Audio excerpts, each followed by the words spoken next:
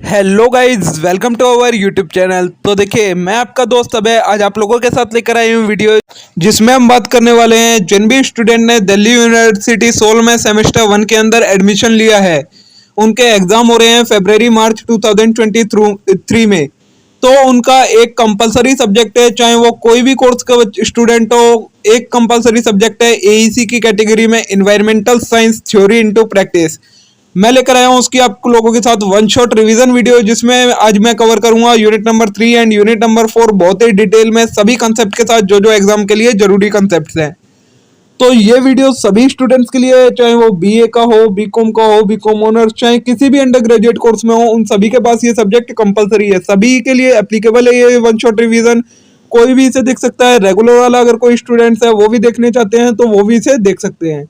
तो चलिए बिना देर के शुरू करते हैं हम अपनी आज की वीडियो। इसका दूसरा पार्ट कुछ टाइम के बाद आएगा, आज के डेट में या मैं कल तक उसे अपलोड कर दूंगा। आज देखेंगे हम unit number 3 and unit number 4। इससे पहले अगर आपने अभी तक चैनल को सब्सक्राइब नहीं किया है तो चैनल को जरूर सब्सक्राइब कर लें इस टाइप के कंटेंट के लिए, और वीडियो को लाइक करना ना भूलें। वीडियो को अपने सभी ग्रुप्स में सभी दोस्तों के साथ जरूर शेयर करें। तो चलिए शुरू करते हैं अब हम अपनी वीडियो को। यूनिट नंबर 3 है हमारे पास नेचुरल रिसोर्सेज की। इस यूनिट में आपके कई सारे चैप्टर इंक्लूडेड है, बट मैंने उन्हें चैप्टर वाइज ना डिवाइड करके मैंने सिर्फ इसकी एक कंप्लीट यूनिट में से जो जो इंपॉर्टेंट टॉपिक्स मेरे को लगे हमारे सिलेबस में थे वो सभी मैंने एक यूनिट के अंदर लिख दिए हैं। ठीक है, तो सबसे पहले आता है हमारे पास नेचुरल रिसोर्सेज में लैंड रिसोर्सेज। तो it include all those aspect and function of land which can be used to fulfil needs. इसमें लैंड के वो सभी फंक्शंस को इंक्लूड किया जाता है जो कि ह्यूमन की नीड्स को कंप्लीट करते हैं। Human exploiting land for agriculture, mining, grazing, settlement. Human land को किस लिए एक्सप्लॉइट कर रहे हैं? एग्रीकल्चर के लिए, माइनिंग के लिए, ग्रेजिंग के लिए, सेटलमेंट के लिए। लैंड रिसोर्सेज को हमने 3 पार्ट्स में डिवाइड कर रखा है: very stable resources, moderately stable resources और वेरी अनस्टेबल रिसोर्सेज। मतलब वेरी स्टेबल वो हैं जहां तक अभी तक ह्यूमंस नहीं पहुंच पाए हैं, उनका कुछ भी नहीं बिगाड़ा है। मॉडरेटली स्टेबल मतलब जिनका कुछ कुछ यूज हुआ है लेकिन अभी पूरी तरीके से उनका यूज नहीं हो रहा है। और वेरी अनस्टेबल रिसोर्सेज में वो आ जाते हैं जहाँ की लैंड बिल्कुल ही बेकार कर चुके हैं ह्यूमंस अपनी नीड्स को फुलफिल करने के लिए। अब लैंड रिसोर्सेज में हमें पहला पार्ट है मिनरल्स। तो it is pure inorganic substance. Mineral क्या होता है? एक इनऑर्गेनिक सब्सटेंस है दैट ऑकर नेचुरली, जो कि अर्थ क्रस्ट में हमें मिलता है। Mineral are non renewable resources. Mineral non renewable resources हैं, इनमें मेटल्स इंक्लूड होते हैं। Mineral are extremely valuable to humans. ये बहुत ही ज्यादा वैल्यूएबल मेटल मिनरल एक वैल्यूएबल कंपोनेंट होता है एक तरीके से। These are 3 type. Minerals 3 type के होते हैं: मेटेलिक, नॉन मेटेलिक और फ्यूल्स। मेटेलिक मिनरल में जैसे आयरन हो गया, आपका कॉपर हो गया, ये सारी चीजें। नॉन मेटेलिक मिनरल में आपकी क्या क्या चीजें आ जाती हैं? सल्फर, फॉस्फोरस, ये सारे आपके नॉन मेटेलिक मिनरल्स में आ जाते हैं। और फ्यूल्स में आपका कोल, पेट्रोलियम, ये सारी चीजें जो भी आपको अर्थ के क्रस्ट में से मिलती हैं वो सारी चीजें आ जाती हैं फ्यूल्स में। सेकंड आता है लैंड का पार्ट, सॉइल। तो सॉइल क्या है? It is defined as outer most thin layer of earth crust which serve as medium for growth of plant. जो सबसे आउटर मोस्ट लेयर रहेगी अर्थ की उसे हम सॉइल कहते हैं, जो कि प्लांट की ग्रोथ में हेल्प करती है। It is complex mixture of organic and mineral content. ये किससे बनी होती है? ऑर्गेनिक और मिनरल कंटेंट से मिलकर बनी होती है। Which formed by disintegration of soil, जो कि सॉइल के डिसइंटीग्रेशन से फॉर्म होते हैं। It is a renewable resource formed by erosion process. ये एक रिन्यूएबल रिसोर्स है जो कि इरोजन के प्रोसेस से फॉर्म होता है। The top most layer rich in organic matter cold humus and more fertile. जो सबसे ऊपर वाली लेयर है वो ऑर्गेनिक मैटर में ज्यादा रिच होती है, मतलब बहुत ज्यादा ऑर्गेनिक मैटर पाया जाता है, जिसे हम कहते हैं ह्यूमस, और या फिर ज्यादा फर्टाइल होती है। It is source of nutrient and water for agriculture. Agriculture को न्यूट्रिएंट और वाटर इसी सॉइल में से मिलता है। The major soil group, soil के कुछ पार्ट्स बनाए गए हैं: alluvial soil, black soil, red soil, laterite soil, desert soil, acid soil. ये सारे सॉइल के पार्ट्स हैं। थर्ड पार्ट आता है हमारा एग्रीकल्चर। तो agriculture cover nearly 40% of land surface. Agriculture ने पूरे लैंड सरफेस का 40% एरिया कवर कर रखा है। The total world area suitable for cropping is, total पूरे वर्ल्ड में कितना एरिया सुटेबल है एग्रीकल्चर के लिए? 4.4 billion hectare, out of which 1.6 billion under cultivation. जिनमें से 1.6 बिलियन ऐसा है जो कि कल्टीवेशन हो रहा है, लेकिन अभी बाकी का एरिया जो है उस पर कल्टीवेशन नहीं हो रहा है। Most dominant use of land resources by human is agriculture. सबसे अच्छा यूज जो ह्यूमन करते हैं लैंड रिसोर्सेज का वो करते हैं एग्रीकल्चर के प्रोसेस में, अपनी फूड की डिमांड्स को पूरा करने के लिए। फोर्थ है नेचुरल फॉरेस्ट प्रोडक्ट। तो forest product are material drive from forest for consumption and profitable use. Forest product क्या होता है, वो कोई भी मटेरियल जो कि हम फॉरेस्ट से लेते हैं, किस लिए, या तो अपने कंजप्शन के लिए या फिर उससे प्रॉफिट कमाने के लिए उसे बेचकर, तो वो कहलाता है forest product. These are mainly include, इसमें क्या क्या चीजें आती है, टिम्बर, फायरवुड, वुड पल्प, ये सारी चीजें फॉरेस्ट प्रोडक्ट के एग्जाम्पल हैं। Forest product are used for, किस लिए हम इनका यूज करते हैं, कुकिंग के लिए, एनिमल को फीड करने के लिए, मेडिसिन के लिए और इनकम जनरेट करने के लिए। ठीक है। फिफ्थ आता है मेडिसिनल प्लांट, जो कि लैंड रिसोर्सेज में का ही एक पार्ट है। तो these are valuable natural resource obtain from land used by human. ये वैल्यूएबल नेचुरल रिसोर्स है जो कि ह्यूमन इसका यूज करते हैं, जो कि हमें लैंड से मिलता है। About 80% of world countries are dependent on this plant. और 80% से ज्यादा कंट्रीज जो हैंगी वो इन्हीं प्लांट्स पर डिपेंड हैंगी मेडिसिन बनाने के लिए। ठीक है। सिक्स्थ है forest based industry and livelihood. Forest serve as source of raw material for many industry. कई सारी इंडस्ट्रीज ऐसी हैं जिनमें फॉरेस्ट एक तरीके से किसका, रॉ मटेरियल का काम करते हैं। About 2 billion people use fuelwood and charcoal as their main source of energy. और 2 बिलियन से ज्यादा लोग ऐसे हैं जो कि फ्यूलवुड और चारकोल को यूज करते हैं एनर्जी के सोर्स के रूप में। Many sold timber for land areas to logging companies. कई सारे क्या होते हैं, टिम्बर्स, जो पेड़ काट के लाते हैं टिम्बर्स, उन्हें बेच देते हैं किसे, जो लॉगिंग कंपनीज होती हैं। और they provide protection from natural disaster. जो फॉरेस्ट होते हैं वो हमें नेचुरल डिजास्टर से प्रोटेक्ट करते हैं। अब अगर land cover and land use change. तो land cover refers to biophysical cover on surface of earth. Land cover क्या होता है, जो ऊपर से अर्थ के ऊपर एक कवर बना हुआ है किसी भी चीज का। अभी हम देखेंगे, चाहे वेजिटेशन हो, चाहे वाटर हो, कुछ भी हो, उसे हम लैंड कवर कहते हैं।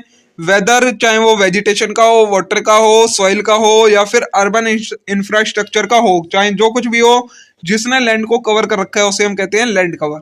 It can be determined by field survey and analysing satellite image. इसे हम कैसे पता लगा सकते हैं कि कितना लैंड कवर एरिया है, तो या तो हम उसका सर्वे करें, जा जाकर देखें, या फिर सैटेलाइट की इमेजेस की मदद से हम पता लगा सकते हैं।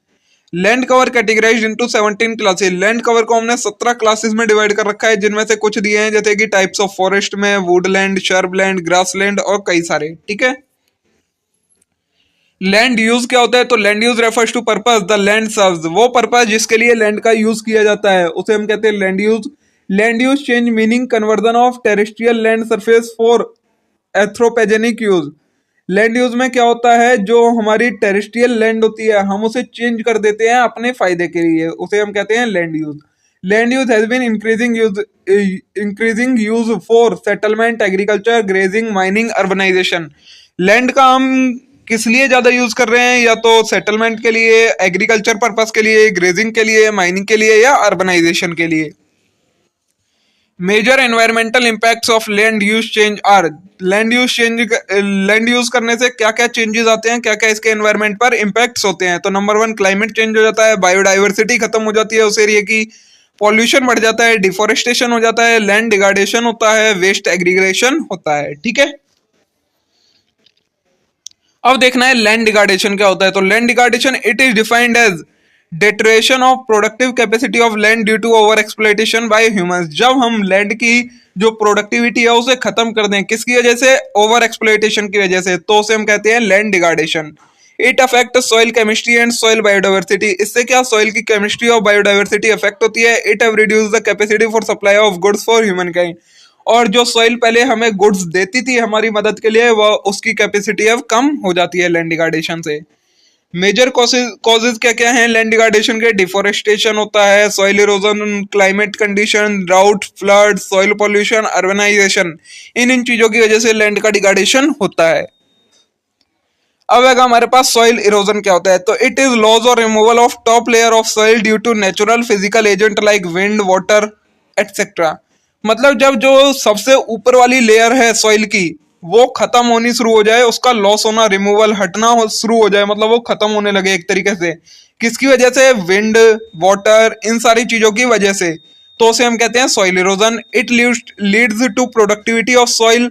इससे क्या होता है, जो प्रोडक्टिविटी होती है सॉइल की वो कम हो जाती है। Extensive cultivation, overgrazing, deforestation, exposed topsoil to wind and water erosion. ज्यादा कल्टीवेशन करना, ओवर ग्रेजिंग करना, डिफोरेस्टेशन, ये सारे रीजन होंगे सॉइल इरोजन के। ठीक है, रीजन क्या क्या है सॉइल इरोजन के? तो weather, climate, deforestation, soil content, cultivation, over grazing, वही जो अभी मैंने ऊपर बताया वही दे रखा है इसको, आपको ये अलग करके। ठीक है, अब आएगा डेजर्टिफिकेशन टॉपिक। तो it is an extreme case of land degradation in which semi dry region become increasingly arid, result in loss of water bodies, vegetation, wild life. Desertification क्या होता है? मतलब जो कुछ अभी सेमी एरिड रीजन्स हैं उनमें जब वाटर बॉडीज है वो खत्म होने लग जाए, वेजिटेशन है, वाइल्ड लाइफ है, वो सारी चीजें बहुत कम होनी शुरू हो जाए और जिससे वो क्या हो जाए, एक तरीके से डेजर्ट में कन्वर्ट हो जाए, तो उसे हम कहते हैं desertification. One major problem that arise out of desertification is migration of people. Desertification की वजह से क्या होता है, वहां पर जो लोग रहते हैं फिर वो वहां से माइग्रेट करना शुरू कर देते हैं। It began with land slowly getting degraded due to deforestation, overgrazing, modern agriculture practice, increasing urbanization, exploitation of groundwater. ये डेजर्टिफिकेशन होता किस चीज की वजह से है? वही सारे रीजन हैं, डिफोरेस्टेशन की वजह से, ओवरग्रेजिंग की वजह से, modern agriculture practice, increasing urbanization, exploitation of ground water, इन सब की वजह से डेजर्टिफिकेशन होता है। It leads to loss of farmland, increase in hunger, poverty, social inequality, over population. ये इसकी वजह से क्या क्या नुकसान हो जाते हैं?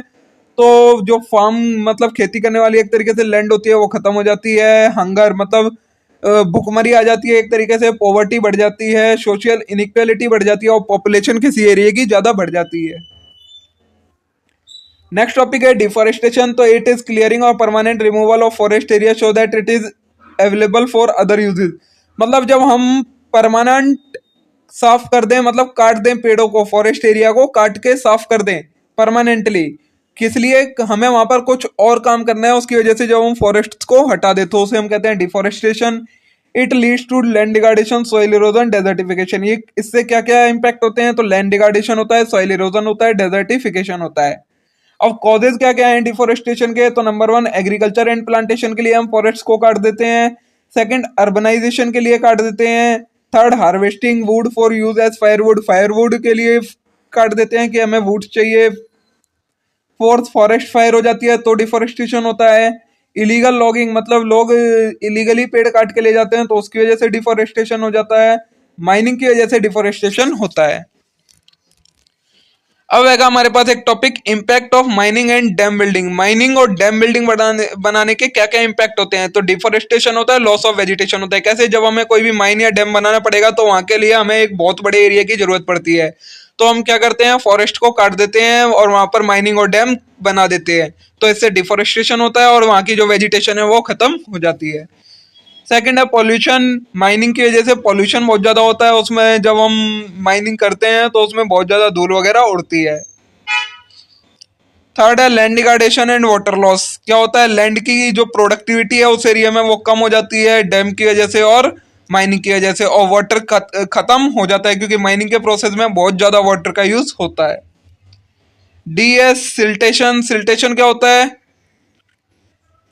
मतलब जो one of the problem faced by dam industry, जो डैम बनाते हैं उनको सबसे ज्यादा ये फेस करनी पड़ती है, which is increase deposition of sediment brought along by river at bottom of dam. क्या होता है? जब रिवर आती है और उस पर कोई डैम बनाया जाता है तो क्या होता है, रिवर अपने साथ में कुछ सेडिमेंट्स मतलब एक तरीके से रेत लेकर आती है बहता हुआ, और वो जब डैम में आके पानी रुक जाता है तो वो रेत सारा नीचे जाके जमा हो जाता है। ये सबसे बड़ी प्रॉब्लम होती है, इसे हम कहते हैं सिल्टेशन। तो इससे क्या होता है, जो डैम की कैपेसिटी होती है वाटर स्टोर करने की वो कम हो जाती है क्योंकि नीचे तो रेत इकट्ठा होना शुरू हो जाता है। ई है बायोडाइवर्सिटी लॉस। इनकी वजह से वहां के एरिया में जो बायोडाइवर्सिटी वगैरह होती हैं वो सारी बायोडाइवर्सिटी खत्म हो जाती हैं। एफ है डिस्प्लेसमेंट ऑफ लोकल कम्युनिटी। अब अगर हमें कहीं डैम या माइनिंग करनी है तो वहां पर जो पहले से लोग रह रहे होते हैं उन्हें हमें हटाना होता है।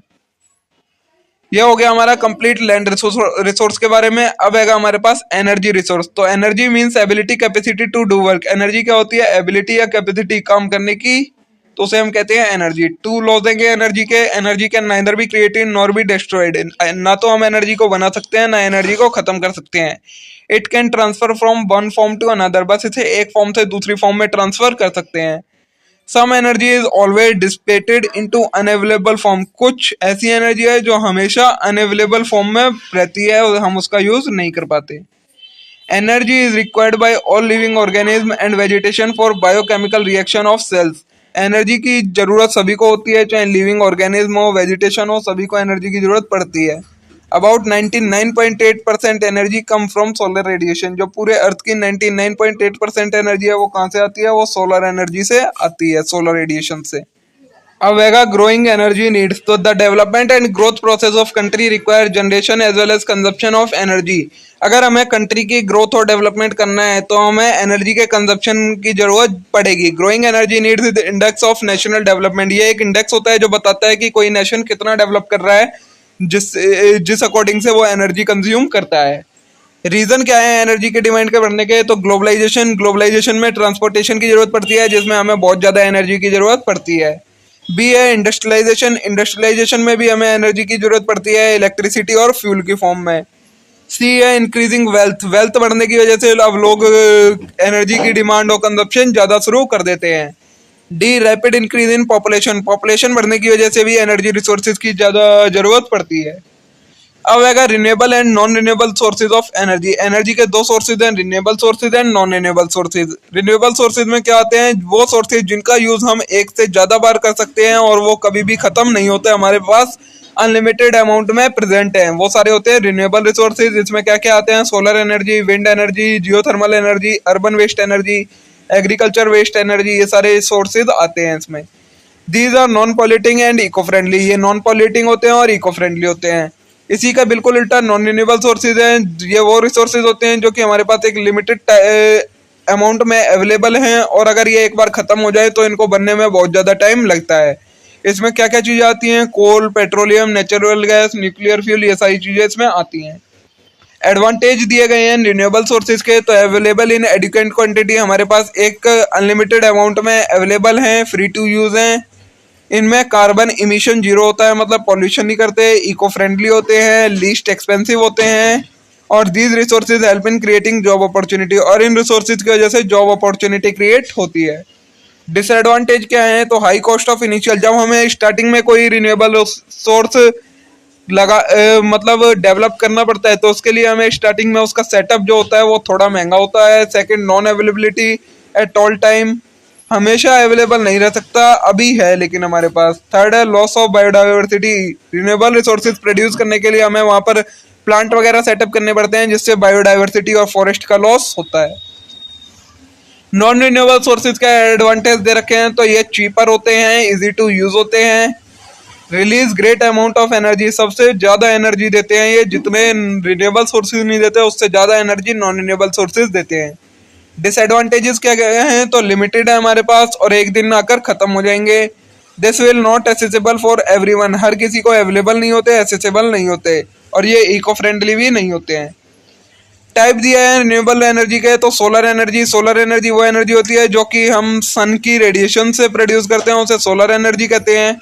सेकंड है wind energy, high speed wind के चलने की वजह से जो हम एनर्जी प्रोड्यूस करते हैं उसे विंड एनर्जी कहते हैं। हाइड्रो इलेक्ट्रिसिटी, रनिंग वाटर में से जब हम एनर्जी प्रोड्यूस करते हैं तो उसे हम रनिंग या फॉलिंग वाटर में से, तो उसे हम हाइड्रो इलेक्ट्रिक एनर्जी कहते हैं। फोर्थ है हाइड्रोजन एनर्जी। हाइड्रोजन क्या एनर्जी कौन सी होती है? As hydrogen burn in air it combine with oxygen to form water with enormous quantity of energy. जब हाइड्रोजन को जलाया जाता है एयर के प्रेजेंस में तो वो ऑक्सीजन के साथ कंबाइन होकर वाटर बना देती है और एक बहुत ज्यादा अमाउंट में एनर्जी क्रिएट कर देती है।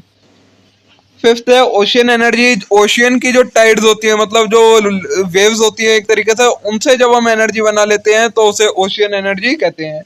सिक्स्थ है टाइडल एनर्जी। तो जो वाटर की टाइड्स होती हैं उनके ऊपर उठने की वजह से और वापस नीचे गिरने की वजह से जो जब एनर्जी क्रिएट कर ली जाती है तो उसे टाइडल एनर्जी का नाम दे दिया जाता है।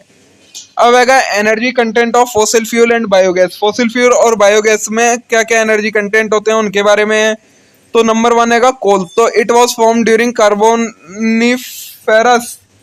एज। ये कब फॉर्म हुआ था? कार्बोनिफेरस एज में फॉर्म हुआ था, लगभग 255 से 350 million years ago. The plant and animal during this period getting buried. क्या हुआ था? जो प्लांट एंड एनिमल थे वो उस टाइम पर जो नेचुरल कैलेमिटी आई थी उस टाइम पर, उससे जमीन के नीचे दब गए और कई सालों तक दबे रहने की वजह से और अर्थ के प्रेशर की वजह से वो पीट और कोल में कन्वर्ट हो गए। Peat is also known as precursor of coal. Peat क्या होता है? जब कोल बनने से पहले जो चीज बनती है उसे हम प्रीकर्सर वो पीट कहते हैं। इट इज सॉफ्ट, ये एक सॉफ्ट ऑर्गेनिक मटेरियल होता है जो कि डिकेड प्लांट और डिपॉजिट को कंसिस्ट करता है। When subject to high pressure and heat peat becomes coal, और जब उस पर ज्यादा हाई प्रेशर और एनर्जी हीट होती है तो उससे वो कोल में कन्वर्ट हो जाता है। कैलोरीफिक वैल्यू जो होती है पीट की वो होती है 5400 किलो कैलोरी पर ग्राम। ठीक है। सेकेंड है पेट्रोलियम, तो it is considered as lifeline of economy at global level. आज के टाइम पर ये हर इकोनॉमी की लाइफलाइन है एक तरीके से, एंड इज क्लियरर देन कोल, और कोल से ये थोड़ा सा साफ होता है। जितना कोल पॉल्यूशन करता है उतना ये पॉल्यूशन नहीं करता। 67% of total petroleum reserve are restricted to 13 country in world together form OPEC। जो 67% है टोटल पेट्रोलियम का रिजर्व वो 13 कंट्रियों ने एक्वायर कर रखा है, जिन्हें हम OPEC के नाम से जानते हैं। आगे है नेचुरल गैस, तो a fossil fuel gift from nature is composed of methane with small amount of ethane in propane. ये फॉसिल फ्यूल एक गिफ्ट है नेचर का। इसमें क्या क्या आता है, मिथेन 95% है और साथ में थोड़ी अमाउंट में इथेन और प्रोपेन है। इट इज क्लीनेस्ट सोर्स, ये सबसे क्लीनेस्ट सोर्स है एनर्जी का। इजिली ट्रांसपोर्टेड हो जाता है पाइपलाइन के थ्रू और बिना स्मोक या पॉल्यूशन के जलता है ये। ठीक है, ये हो गया आपका कंप्लीट नेचुरल रिसोर्सेज और एनर्जी रिसोर्सेज के बारे में कंप्लीट यूनिट।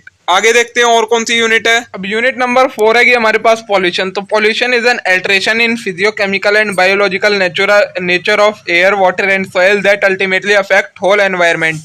मतलब ये क्या होता है पॉल्यूशन? अल्टरेशन, जब हमारे एयर में, वाटर में, सॉइल में कुछ कंटेंट्स की वजह से चेंज आ जाए तो उसे हम पॉल्यूशन कहते हैं। Pollution is caused by man made और natural activity. Man made activity है, कुछ नेचुरल एक्टिविटी हैं जिनकी वजह से पॉल्यूशन होता है और ये पूरे एनवायरनमेंट को अफेक्ट करता है। क्लासिफिकेशन किया गया है पॉल्यूशन का। Number 1, nature of pollutant. Pollutant के नेचर के बेसिस पर क्लासिफिकेशन किया गया है, बायोडिग्रेडेबल पॉल्यूशन और नॉन बायोडिग्रेडेबल पॉल्यूशन। तो बायोडिग्रेडेबल कौन सा होता है? दीज आर दो substance which can decompose naturally in presence of micro organism. वो सब्सटेंस जो कि माइक्रो ऑर्गेनिज्म की वजह से अपने आप डिकम्पोज हो जाते हैं, उन्हें हम कहते हैं बायोडिग्रेडेबल रिसोर्सेज। नॉन बायोडिग्रेडेबल कौन से होते हैं? वेस्ट, एक तरीके से पॉल्यूशन जो कि सब्सटेंस डिकम्पोज होते ही नहीं है सिंपलर फॉर्म में, वो हमेशा नेचर में प्रेजेंट रहते हैं, वो कभी भी डिकम्पोज नहीं होते, वो आते हैं नॉन बायोडिग्रेडेबल की कैटेगरी में।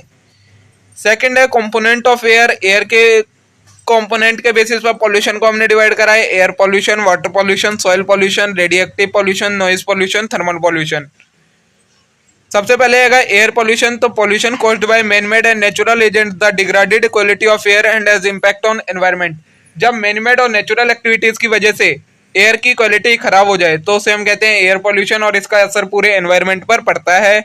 The envelope of air surround the earth surface called atmosphere. जो अर्थ के सरफेस पर एयर का एनवलप बना हुआ है, एक तरीके से कवर कर रखा है, उसे हम एटमॉस्फेयर कहते हैं। इट कंसिस्ट गैसेज, इसमें क्या क्या चीजें आती हैं? Gases, particles, water vapour and biological particles.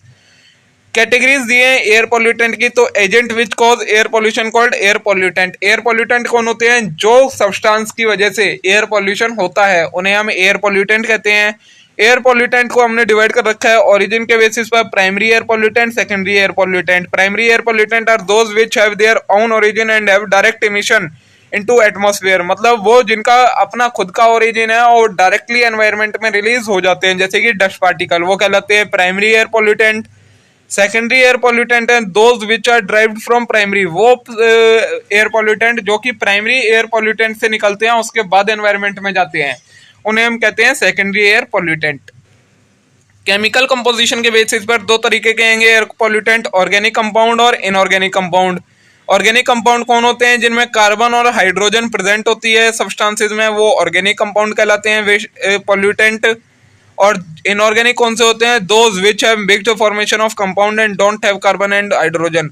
वो सब्सटेंस जिनमें बाकी चीजों का कंपाउंड होता है बट हाइड्रोजन और कार्बन प्रेजेंट नहीं होती, वो inorganic air compound air pollutant कहलाते हैं।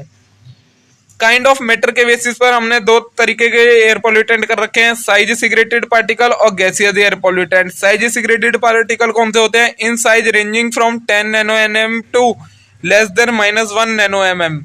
साइज के बेसिस पर अगर कोई ऐसा पार्टिकल है जो कि 10 नैनो एमएम और से लेकर -1 तक का है तो वो साइज सिगरेटेड पार्टिकल की कैटेगरी में आता है और बाकी गैसेज एयर पॉल्यूटेंट की कैटेगरी में आते हैं।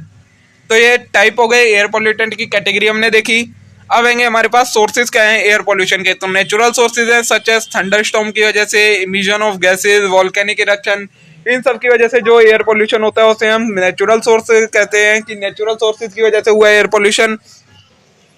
एंथ्रोपोजेनिक सोर्सेज हम तक एक तरीके से कह सकते हैं। मेन मेड सोर्सेज कौन से हैं, तो हाउस होल्ड का work, industries, gasoline, exhaust, agriculture, इन सब की वजह से जब एयर पोल्यूशन होता है तो उसे एंथ्रोपोजेनिक सोर्सेज कहते हैं। एयर पोल्यूशन को कैसे कंट्रोल किया जा सकता है, तो number 1, low sulphur fuel should be encourage to use to reduce emission of sulphur dioxide, जिनमें लो सल्फर वाले फ्यूल का यूज करना चाहिए जिससे सल्फर का इमिशन ना हो, सल्फर डाइऑक्साइड ना बने। Old vehicle which are older than 15 year should discarded, कोई भी व्हीकल जो 15 साल से पुराना है उसे बैन कर देना चाहिए। For control of air pollution two main act are implemented, air pollution को कंट्रोल करने के लिए 2 एक्ट बनाए गए हैं, the air pollution prevention act 1981, environmental pollution act 1986। Fourth है emission norms are permissible limit set by model agency for particular category of vehicle, हर vehicle के लिए कुछ नॉर्म सेट कर देने चाहिए, मतलब स्टैंडर्ड सेट कर देने चाहिए कि इससे ज्यादा अगर आपका व्हीकल पॉल्यूशन कर रहा है तो आपका व्हीकल बैन हो जाएगा। तो ये हो गया हमारा कंप्लीट कंसेप्ट एयर पोल्यूशन का। अब आएगा सेकंड, नॉइज पोल्यूशन क्या होता है। तो noise pollution is unwanted and unpleasant sound, कोई भी अनवांटेड या अनप्लीजेंट साउंड जो हमारे ईयर्स को अच्छा ना लगे उसे हम कहते हैं noise pollution. Noise pollution defined as unwanted sound released in atmosphere and may create adverse effect, कोई भी अनवांटेड साउंड जो एटमॉस्फेयर में रिलीज हो रहा है और उसका इफेक्ट पूरे एनवायरनमेंट पे पड़ रहा है तो वो कहलाता है noise pollution. The sound intensity is measured in terms of decibel, decibel की टर्म्स में हम साउंड की इंटेंसिटी को मेजर करते हैं। There are number of sources available indoor and outdoor for sound generation, sound generation के तो आपको सोर्सेज पता ही है, मशीनरी, म्यूजिक, स्पीकर, माइक, ये सारे साउंड नॉइज पोल्यूशन के सोर्सेज हो जाते हैं।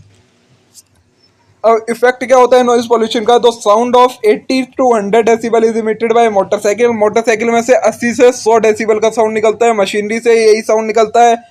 इसकी वजह से इमोशनल और बिहेवियरल चेंज आ जाता है सबके अंदर, और such exposure to machinery can cause complete hearing of loss, और मशीनरी का कुछ कुछ का साउंड इतना तेज होता है जिससे हमारे कान भी खराब हो सकते हैं। सेकंड है sound above 110 decibel called explosive sound, जो साउंड 110 डेसिबल की इंटेंसिटी से ज्यादा का होता है उसे हम एक्सप्लोसिव साउंड कहते हैं, और इसकी वजह से क्या हो सकता है, वॉमिटिंग स्टार्ट हो सकती है, कॉन्शियस ने आप इनकॉन्शियस हो सकते हैं। थर्ड है a sonic boom may also damage property such as window glass, अगर कोई एक सोनिक बूम मतलब एकदम से कोई बहुत तेज आवाज हो तो उसकी वजह से क्या होता है, प्रॉपर्टी को भी डैमेज पहुंच सकता है, आपके ग्लासेस वगैरह टूट सकते हैं। अब नॉइज पॉल्यूशन को कंट्रोल कैसे किया जा सकता है, तो number 1, noise reduction in industry, industry का जो नॉइज है उसे कम करना चाहिए नई मशीनरी अडॉप्ट करके। Second, reduction in community noise, community noise में मतलब जो सोसाइटी में लाउड स्पीकर वगैरह चलते हैं उन्हें बंद कर देना चाहिए। Third, reduction of traffic noise, traffic noise का रिडक्शन कम कर देना चाहिए, हॉर्न वगैरह का बैन करके जो ज्यादा साउंड वाले हो। Fourth, reduction of jet noise, जो एरोप्लेन से आवाज होती है उसे कम करने के लिए क्या करना चाहिए, जो एरोप्लेन वगैरह एयरपोर्ट वगैरह हैं वो बहुत दूर लगाने चाहिए सोसाइटियल एरिया से। फिफ्थ है लीगल कंट्रोल, मतलब जैसे नॉइज एयर पोल्यूशन को कंट्रोल करने के लिए एक्ट लगाए गए थे वैसे इसके लिए भी लगे हैंगे, वो फॉलो करने चाहिए। जैसे कि सेंट्रल पोल्यूशन कंट्रोल बोर्ड और स्टेट पोल्यूशन कंट्रोल बोर्ड है, उन्हें कुछ एक्ट इम्प्लीमेंट करने चाहिए। ये हो गया आपका नॉइज पोल्यूशन कंप्लीट। अब आएगा हमारे पास वाटर पोल्यूशन। तो nearly 50% of all marine pollution is caused by sewage and waste, जो वाटर का पॉल्यूशन होता है उसका 50% पॉल्यूशन किसकी वजह से होता है, सीवर और जो वेस्ट वाटर डिस्चार्ज करती है इंडस्ट्री उसकी वजह से होता है। Water pollution means one or more substance building up in aquatic bodies to limit that cause trouble to life forms. Water pollution क्या होता है, जब वाटर में कोई ऐसा सब्सटेंस मिक्स हो जाए जो कि उसके लिए सूटेबल नहीं है और एक्वेटिक लाइफ को वो खराब कर दे तो उसे हम वाटर पॉल्यूशन कहते हैं। इम्पैक्ट क्या क्या होते हैं वाटर पॉल्यूशन के, तो eutrophication, it refers to enrichment of fresh water body by accumulation of nitrate and phosphate mostly due to result of anthropogenic activity, the water usually become greenish. ये कौन क्या होता है, मतलब जब वाटर बॉडीज में क्या बढ़ जाए, नाइट्रेट और फॉस्फेट बढ़ जाए, किसकी वजह से, मैन मेड ह्यूमंस की एक्टिविटीज की वजह से, जिसकी वजह से वाटर ग्रीन कलर का हो जाए तो उसे हम यूटोरोफिकेशन कहते हैं, ठीक है। सेकंड है बायो एक्यूमुलेशन, मतलब it is aggregation of substance like pesticides, metal and organic compound into body of living organism. जब मतलब जब वाटर बॉडीज में हमारा पेस्टिसाइड्स, मेटल और ऑर्गेनिक कंपाउंड है, इनकी अमाउंट बढ़ जाए जिसकी वजह से वाटर अफेक्ट हो, उसे हम बायो एक्यूमुलेशन कहते हैं। थर्ड है बायोलॉजिकल पॉल्यूशन ऑफ वाटर, मतलब water borne disease are caused by pathogens microbes are source of food borne disease. मतलब जब वाटर में कुछ ऐसे माइक्रोब्स आ जाएं जो उसे ऐसा कर दें, अगर उसे कोई पी ले तो वो डिजीज का शिकार हो सकता है, तो ये भी वाटर पॉल्यूशन की कैटेगरी में आता है। अब स्टेप्स क्या हैं वाटर पॉल्यूशन को कंट्रोल करने के? नंबर 1, अवेयरनेस हमें इंक्रीज करनी चाहिए कि वाटर पॉल्यूशन की वजह से ये अफेक्ट हो सकते हैं, तो वाटर पॉल्यूशन कंट्रोल किया जा सकता है। लेजिस्लेशन, मतलब रूल्स बनाए जाने चाहिए उसे कंट्रोल करने के लिए, एक्ट्स वगैरह इंप्लीमेंट किए जाने चाहिए। फोर्थ है थर्मल पॉल्यूशन। तो थर्मल पॉल्यूशन क्या होता है? Water pollution due to heat is popularly known as thermal pollution.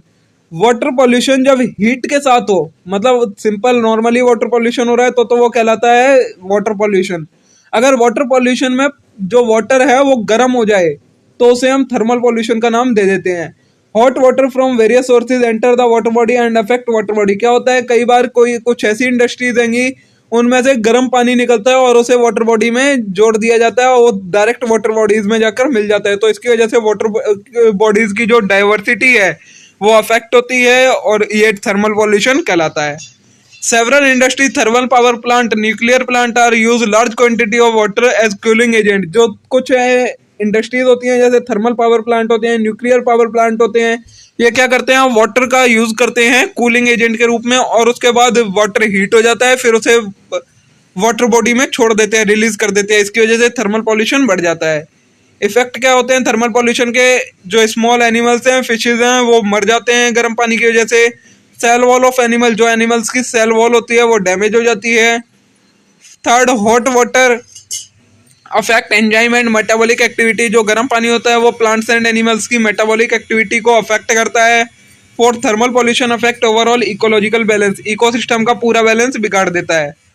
Control कैसे किया जा सकता है thermal pollution? The water should allowed to cool down before discharge. तो इंडस्ट्री को इंस्ट्रक्शन देनी चाहिए कि पानी छोड़ने से पहले उसे ठंडा करें। Third, cooling tower and function should allowed to cool down before being discharge. Industries में जो कूलिंग टावर होते हैं, फाउंटेन होते हैं, उन्हें लगवाना चाहिए। थर्ड है a large tank and reservoir should constructed to retain water for longer time. और एक बड़ा टैंक बनाना चाहिए, रिजर्वायर बनाना चाहिए गर्म पानी को इकट्ठा करने के लिए और उसे ठंडा होने के लिए छोड़ने के लिए। नेक्स्ट है सॉइल पॉल्यूशन। सॉइल पॉल्यूशन क्या होता है? Soil is affected by change in atmospheric condition as well as water content and microbial population. Soil को जब सॉइल अफेक्ट हो जाए किसकी वजह से? या तो एटमॉस्फेयर की कंडीशन की वजह से, वाटर के कंटेंट की वजह से, या उसमें माइक्रोब्स की जो अमाउंट है वो कम ज्यादा हो जाए तो सॉइल पॉल्यूशन होता है। It is defined as undesirable change in natural, physical, chemical, biological component of soil. जब सॉइल के नेचुरल, फिजिकल, केमिकल और बायोलॉजिकल कंपोनेंट में सॉइल में चेंज आ जाए तो उसे हम सॉइल पॉल्यूशन कहते हैं। इम्पैक्ट है सॉइल पॉल्यूशन के, देखिए डिक्रीज फर्टिलिटी, सॉइल की फर्टिलिटी कम हो जाती है। सॉइल माइक्रोबियल पॉपुलेशन जो होती है वो अफेक्ट होती है और सॉइल की प्रोडक्टिविटी भी कम हो जाती है। It destroy soil flora and fauna. Soil के अंदर जो फ्लोरा और फोना होते हैं, मतलब एनिमल्स और प्लांट्स होते हैं, वो अफेक्ट होते हैं। Fourth, develop unhealthy condition for plant growth, और प्लांट की ग्रोथ अच्छे से नहीं हो पाती है। Control measures for soil pollution. Soil pollution को कंट्रोल करने के लिए क्या क्या स्टेप्स हैं? तो control of use of pesticides, pesticides का जो यूज है वो कम से कम करना चाहिए। Control the use of fertilizer, fertilizers का यूज कम करना चाहिए। Control pollution due to garbage, garbage की वजह से जो पॉल्यूशन होता है उसे रोकना चाहिए। एसिड रेन को कंट्रोल करना चाहिए, मतलब एसिड कम से कम रिलीज करना चाहिए वाटर बॉडीज में। Discharge of hot liquid and oil in soil, गर्म चीज, कोई भी गर्म लिक्विड या तेल वगैरह मिट्टी में नहीं डालना चाहिए। तो ये हो गया आपका सॉइल पॉल्यूशन का कंटेंट। अब आएगा सॉलिड वेस्ट मैनेजमेंट। तो क्या है? Waste is known as material और सब्सटेंस और by product that is not found useful after the completion of its use. Waste क्या होता है? कोई भी मटेरियल या सब्सटेंस जो कि बाय प्रोडक्ट होता है और अब यूजफुल नहीं रहता उसके यूज के बाद, तो उसे हम वेस्ट कह देते हैं। Solid waste can be paper, metal, glass, organic matter. Solid waste कुछ भी हो सकता है, चाहे पेपर हो, मेटल हो, ग्लास हो, सॉलिड फॉर्म में होना चाहिए, तो वो सॉलिड वेस्ट कहलाता है। टाइप्स रहेंगे वेस्ट के। ई वेस्ट होता है इलेक्ट्रॉनिक वेस्ट, मतलब जो कि इलेक्ट्रॉनिक थिंग्स का वेस्ट होता है, जैसे टेलीविजन, लैपटॉप, मोबाइल्स, इनका जो वेस्ट होता है उसे ई वेस्ट कहते हैं। बायोमेडिकल वेस्ट, मतलब जो भी हॉस्पिटल वगैरह से वेस्ट निकलता है, सिरेंज, पट्टियां और कई सारी चीजें, दवाइयां, ये सारा बायोमेडिकल वेस्ट में आता है। थर्ड है प्लास्टिक वेस्ट। प्लास्टिक वेस्ट में क्या आता है, सिंगल यूज प्लास्टिक, जैसे कि स्ट्रॉज, प्लेट्स, फूड की पैकेजिंग, ये सारे प्लास्टिक वेस्ट में आते हैं। Plastic can not decompose, plastic को ना तो डिकम्पोज किया जाता है और ना ही माइक्रोब प्लास्टिक को ब्रेक डाउन कर पाते हैं। Waste management 5R principle. अब इस वेस्ट को मैनेज कैसे किया जा सकता है, तो 5R प्रिंसिपल हमें फॉलो करना चाहिए। नंबर 1 है रिड्यूस, मतलब हमें वेस्ट जनरेशन को कम से कम करना चाहिए। हाउस होल्ड में कम से कम वेस्ट जनरेशन किया जाना चाहिए। सेकंड है रीयूज, मतलब हमें रीयूज की हैबिट डालनी चाहिए, मतलब एक ही चीज को कई बार यूज अगर हम कर सकते हैं तो हमें करना चाहिए। थर्ड है रिसाइकल, मतलब segregation of waste in paramount for recycling waste. Waste को जो सही वेस्ट हो जिसे हम रिसाइकल कर सकते हैं उसे अलग रखना चाहिए और उसे रिसाइकल के लिए देना चाहिए। फोर्थ है recover, it is method where more resources are required to convert and reprocess waste into energy. इसमें क्या होता है, जो वेस्ट होता है हम उससे एनर्जी बनानी चाहिए, उसे रिकवर कहते हैं। फिफ्थ है refuse, it is get rid of waste generated and dumped accordingly in landfills and dump sites. मतलब रिफ्यूज में क्या होता है, जो वेस्ट है उसे ऐसे ही कहीं भी नहीं डालना चाहिए, सिर्फ जहाँ लैंडफिल्स हो, गार्बेज की और डंप साइट्स हो वहीं पर उसे फेंकना चाहिए। तो ये कंप्लीट कंटेंट हो गया आपका किसका, एयर पॉल्यूशन वाली यूनिट का। आज की वीडियो में हमने 2 यूनिट को कंप्लीट कर लिया है, जो कि मोस्ट इंपोर्टेंट यूनिट्स हैं। सभी टॉपिक्स इसमें कवर किए गए हैं। अब हम मिलेंगे नेक्स्ट वीडियो में आगे के यूनिट्स के साथ। तब तक के लिए आप इस वीडियो को लाइक करें, चैनल को सब्सक्राइब करें और वीडियो को ज़्यादा से ज़्यादा शेयर करें अपने सभी दोस्तों के साथ, सभी ग्रुप्स में। Thank you.